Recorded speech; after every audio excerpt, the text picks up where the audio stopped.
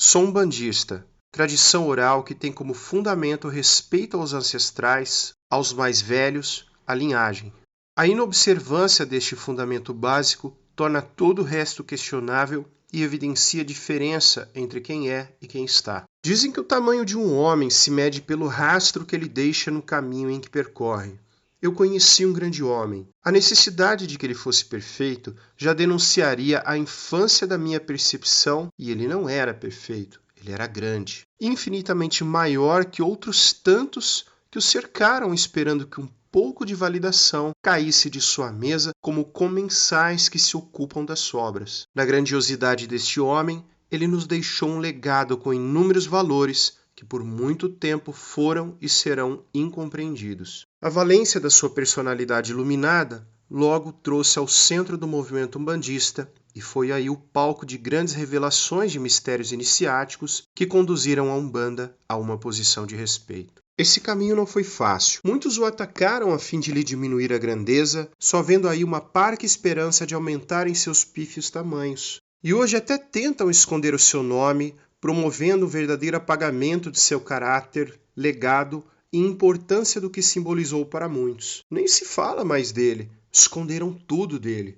Mas eu digo, muitos precisam do símbolo, das guias, das cruzes, dos aspectos exotéricos palpáveis do Congá, mas poucos são o símbolo. Há uma clara diferença entre usar os símbolos e ser escravo deles. O Magus só poderia surgir então na medida não em que dominasse os elementos externos, mas sim os elementos internos.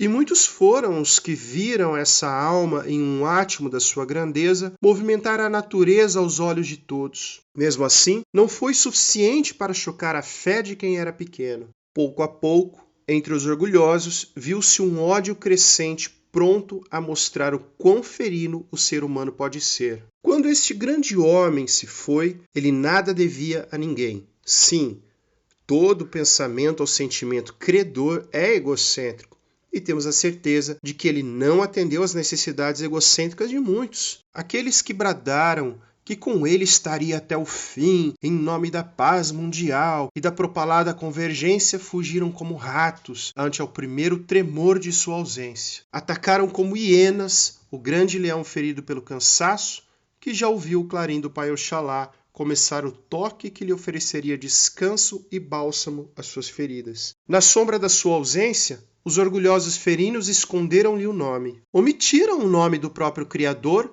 perante a sua obra. Arrogaram a si não o papel de eternos discípulos, mas sim a de continuadores quando não passavam de meros repetidores. Quiseram ser o maior quando a lógica é ser o menor. O que serve? O grande legado da iniciação é que você saiba quem você é e quem você não é.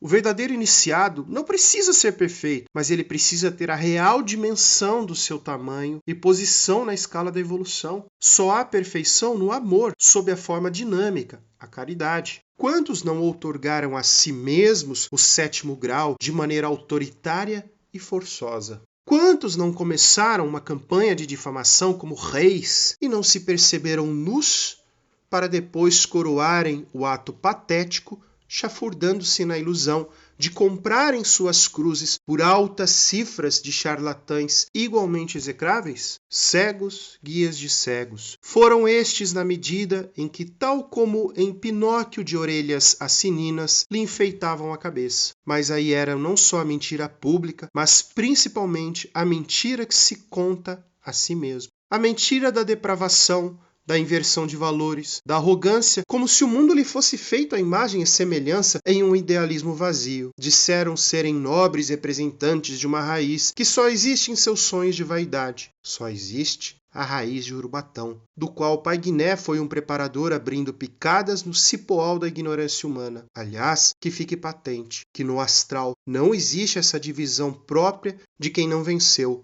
a infância perceptiva. Não há quebra de hierarquia. Quantos não visitaram a Câmara da Loucura e caíram no ledo engano de se dizer a terceira revelação, o continuador da raiz, sem ao menos ter a mesma projeção, o mesmo legado em obras, sem revelar nada além da cauda de um vistoso pavão indo de terreiro em terreiro, acata de validação em forma de atenção? A grande pergunta da iniciação é: quem és tu?